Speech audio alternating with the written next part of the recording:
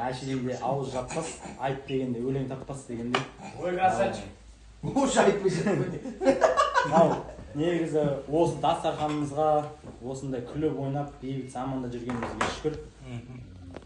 Адам негізі қанағатсызбыз ғой.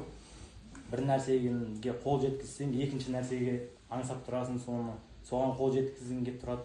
Бұлай негізі біздің қолымыздағы бар нәрсеге жете алмай жүргендер қаншама адам мысалы.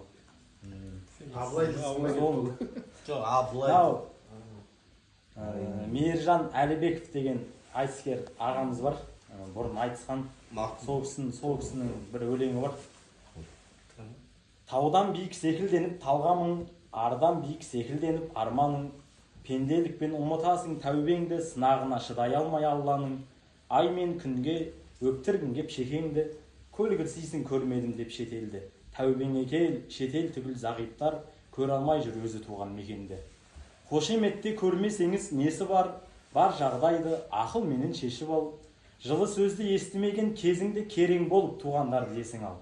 Тәубеңе кел, пенде болсаң есі бар, сабырсыздар қадірсіз боп тосылар. Дүниеге қолың жетпей қалғанда қос қолы жоқ пенделерді есің ал. Бақыт мәңгі тұрсын десең басыңда, қанағат қыл, ашуланба, тасынба. Көлігім жоқ деп ренжуің бекерлік, аяғы жоқ адамдардың қасында.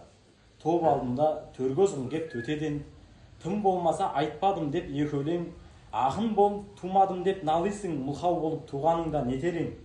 Құлақ асып, әркім айтқан пікірге, бой ұрасың бейберекет күпірге. Таумен тасқа соға бермей басыңды, аман есен жүргеніңе шүкір де.